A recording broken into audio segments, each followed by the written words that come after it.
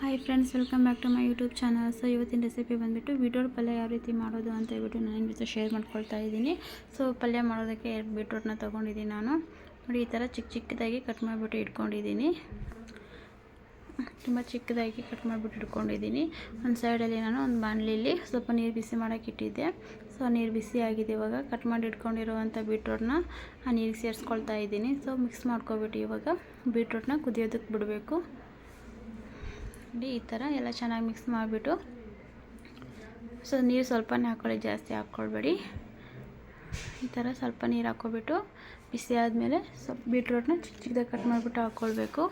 ನೋಡಿ, ಅದು ಕುದೀತಾ ಇರುತ್ತೆ. ಒಂದು ಸೈಡಲ್ಲಿ ನಾನು ಮಸಾಲೆ ರೆಡಿ ಮಾಡ್ಕೊಳ್ತಾ ಇದ್ದೀನಿ. ಒಂದು ಅರ್ಧ ಕಪ್ಪಷ್ಟು ತೆಂಗಿನಕಾಯಿ ಹಾಕ್ಕೊಂಡಿದ್ದೀನಿ. ಒಂದು ಮೀಡಿಯಮ್ ಸೈಜ್ ಒಂದು ಟೊಮೊಟೊನ ಕಟ್ ಮಾಡಿಬಿಟ್ಟು ಹಾಕ್ಕೊಂಡಿದ್ದೀನಿ. 1.5 ಸ್ಪೂನಷ್ಟು ಧನಿಯಾ ಪುಡಿ ಸೇರಿಸ್ಕೊಳ್ತಾ ಇದ್ದೀನಿ. 1 ಸ್ಪೂನಷ್ಟು ಖಾರದ ಪುಡಿ ಹಾಕ್ಕೊಳ್ತಾ ಇದ್ದೀನಿ ನಾನು. ಖಾರ ನೋಡಿಬಿಟ್ಟು ಹಾಕ್ಕೊಳ್ಳಿ, ನಿಮಗೆ ಜಾಸ್ತಿ ಬೇಕಂದರೆ ಜಾಸ್ತಿ ಹಾಕ್ಕೊಳ್ಬೋದು. ನಮ್ಮ ಮನೇಲಿ ಮಕ್ಕಳು ಊಟ ಮಾಡೋದ್ರಿಂದ ಸ್ವಲ್ಪ ಖಾರ ಕಮ್ಮಿನೇ ಮಾಡೋದು. ಸೊ ನೋಡಿ, ಈ ಥರ 1/4 ಸ್ಪೂನಷ್ಟು ಹಾಕ್ಕೊಂಡಿದ್ದೀನಿ ನಾನು ಖಾರದ ಪುಡಿನ. ಒಂದು ಸ್ವಲ್ಪ ಕೊತ್ತಂಬರಿ ಸೊಪ್ಪು ಹಾಕ್ಕೊಂಡಿದ್ದೀನಿ. ಸೊ ಇದಕ್ಕೆ ಒಂದು ಸ್ವಲ್ಪ ನೀರು ಸೇರಿಸ್ಕೊಬಿಟ್ಟು ಮಿಕ್ಸಿ ಮಾಡ್ಕೊಳ್ಳೋಣ.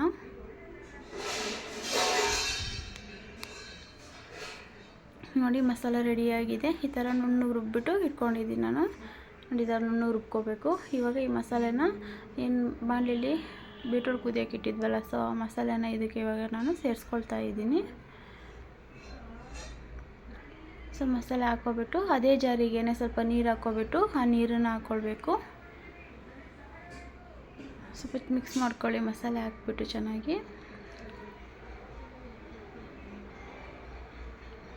ಮಿಕ್ಸ್ ಆಗಿದೆ. ಇವಾಗ ಆ ಜಾರಿಗೆ ನೀರು ಹಾಕ್ಕೊಬಿಟ್ಟು ನಾನು ನೀರನ್ನು ಸೇರಿಸ್ಕೊತಾ ಇದ್ದೀನಿ. ನೋಡಿ, ನೀರನ್ನು ಹಾಕ್ಕೊಂಡಾಗಿದೆ. ಸೊ ಈ ಥರ ನೀರೆಲ್ಲ ಮಸಾಲೆ ಎಲ್ಲ ಹಾಕ್ಕೊಬಿಟ್ಟು ಚೆನ್ನಾಗಿ ಮಿಕ್ಸ್ ಮಾಡಿಬಿಟ್ಟು ಬಿಡಿ. ನೋಡಿ, ಈ ಥರ ಎಲ್ಲ ಸ್ವಲ್ಪ ಕುದಿಸ್ಕೋಬೇಕು ಚೆನ್ನಾಗಿ. ಎಲ್ಲ ನೀರೆಲ್ಲ ಆವಿ ಆಗೋವರೆಗೂ ಕುದಿಸ್ಕೋಬೇಕು. ನೋಡಿ, ನೀರೆಲ್ಲ ಹೋಗ್ಬಿಟ್ಟು ಬೀಟ್ರೂಟ್ ಎಲ್ಲ ಚೆನ್ನಾಗಿ ಸಾಫ್ಟಾಗಿದೆ, ಬೆಂದಿದೆ ಬೀಟ್ರೂಟ್ ಎಲ್ಲ. ಈ ಥರ ಚೆನ್ನಾಗಿ ಕುದಿಸ್ಕೊಂಡು ಇಟ್ಕೊಂಡಿದ್ದೀನಿ. ಇವಾಗ ಒಂದು ಪಾತ್ರೆ ಇಟ್ಬಿಟ್ಟು ಒಂದು 3-4 ಸ್ಪೂನಷ್ಟು ಆಯಿಲ್ ಹಾಕ್ಕೊಳ್ತಾ ಇದ್ದೀನಿ. ಆಯಿಲ್ ಬಿಸಿ ಆದಮೇಲೆ ಒಂದು ಅರ್ಧ ಸ್ಪೂನಷ್ಟು ಸಾಸಿವೆ ಹಾಕ್ಕೊಳ್ತಾ ಇದ್ದೀನಿ. ನೋಡಿ, ಸಾಸಿವೆ ಚಿಟಪಟ ಅಂತ ಸಿಡಿದ ಮೇಲೆ ಒಂದು ಮೀಡಿಯಮ್ ಸೈಜ್ ಈರುಳ್ಳಿನ ಕಟ್ ಮಾಡಿಬಿಟ್ಟು ಹಾಕ್ಕೊಳ್ತಾ ಇದ್ದೀನಿ. ಸೊ ಈರುಳ್ಳಿ ಫ್ರೈ ಆದಮೇಲೆ ಇದಕ್ಕೆ ನಾವೇನು ಮಾಡಿ ಇಟ್ಕೊಂಡಿದ್ವಲ್ಲ ಬೀಟ್ರೂಟನ್ನು ಬೇಯಿಸ್ಕೊಂಡಿರೋ ಬೀಟ್ರೂಟನ್ನು ಇದಕ್ಕೆ ಮಿಕ್ಸ್ ಮಾಡ್ಕೊಳ್ತಾ ಇದ್ದೀನಿ. ಈರುಳ್ಳಿ ಫ್ರೈ ಆದಮೇಲೆ ಬೇಯಿಸ್ಕೊಂಡಿರುವಂಥ ಬೀಟ್ರೂಟ್ನ ಮಿಕ್ಸ್ ಮಾಡ್ಕೊಳ್ತಾ ಇದ್ದೀನಿ. ನೋಡಿ, ಈ ಥರ ಎಲ್ಲ ಹಾಕ್ಕೊಬಿಟ್ಟು ಚೆನ್ನಾಗಿ ಮಿಕ್ಸ್ ಮಾಡ್ಕೋಬೇಕು ಒಂದು ಸಲ. ಈ ಥರ ಎಲ್ಲ ಚೆನ್ನಾಗಿ ಮಿಕ್ಸ್ ಮಾಡಿದ್ಮೇಲೆ ನಾವು ರುಚಿಗೆ ತಕ್ಕಷ್ಟು ಉಪ್ಪನ್ನು ಹಾಕ್ಕೊಳ್ತಾ ಇದ್ದೀನಿ ನಾನು. ಸೊ ಬೀಟ್ರೂಟ್ ಬೇಯಿಸ್ಬೇಕಾದ್ರೆ ನಾನು ಉಪ್ಪು ಹಾಕ್ಕೊಂಡಿಲ್ಲ. ಇವಾಗ ಒಗ್ಗರಣೆ ಮಾಡಿದ್ಮೇಲೆ ನಾನು ಉಪ್ಪನ್ನು ಸೇರಿಸ್ಕೊಳ್ತಾ ಇದ್ದೀನಿ. ರುಚಿ ನೋಡಿಬಿಟ್ಟು ಹಾಕ್ಕೊಳ್ಳಿ ಉಪ್ಪನ್ನು. ನೋಡಿ, ಈ ಥರ ರೆಡಿ ಮಾಡ್ಕೊಂಡಿದ್ದೀನಿ. ಇವಾಗ ನಾನು ಇದಕ್ಕೆ ಒಂದು ಅರ್ಧ ಕಪ್ಪಷ್ಟು ತೆಂಗಿನಕಾಯಿ ತುರಿನ ಹಾಕ್ಕೊಳ್ತಾ ಇದ್ದೀನಿ. ತೆಂಗಿನಕಾಯಿ ತುರಿ ಹಾಕ್ಕೊಳ್ಳೋದ್ರಿಂದ ಟೇಸ್ಟ್ ಇನ್ನೂ ಚೆನ್ನಾಗಿರುತ್ತೆ, ಇನ್ನೂ ಜಾಸ್ತಿ ಆಗುತ್ತೆ ಟೇಸ್ಟು. ನೀವು ಮನೇಲಿ ಇದೇ ರೀತಿ ಟ್ರೈ ಮಾಡಿ ನೋಡಿ. ಸೊ ಈ ರೀತಿ ಮಾಡೋದ್ರಿಂದ ಟೇಸ್ಟ್ ತುಂಬಾ ಜಾಸ್ತಿ ಆಗುತ್ತೆ.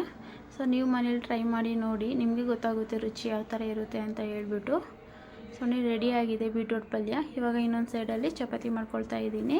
ಸೊ ಬೀಟ್ರೂಟ್ ಪಲ್ಯ ಚಪಾತಿಗೂ ಮತ್ತು ಬಿಸಿ ಅನ್ನಕ್ಕೂ ಮತ್ತು ದೋಸೆಗೂ ಚೆನ್ನಾಗಿರುತ್ತೆ. ಈ ರೀತಿ ಒಮ್ಮೆ ಟ್ರೈ ಮಾಡಿ ನೋಡಿ, ಖಂಡಿತ ನಿಮ್ಗೆ ಇಷ್ಟ ಆಗುತ್ತೆ ಫ್ರೆಂಡ್ಸ್. ಹಾಗೆ ಈ ವಿಡಿಯೋ ನಿಮಗೆ ಇಷ್ಟ ಆಗಿದ್ದರೆ ಒಂದು ಲೈಕ್ ಮಾಡಿ, ಶೇರ್ ಮಾಡಿ, ಹಾಗೆ ಕಮೆಂಟ್ ಮಾಡಿ, ಹಾಗೆ ನಮ್ಮ ಚಾನಲ್ನ ಸಬ್ಸ್ಕ್ರೈಬ್ ಮಾಡ್ಕೊಳ್ಳಿ. ಹಾಗೆ ಈ ಚಾನಲ್ಗೆ ಸಪೋರ್ಟ್ ಮಾಡಿ. Okay, bye friends. Next recipe ಜೊತೆ ಸಿಗ್ತೀನಿ.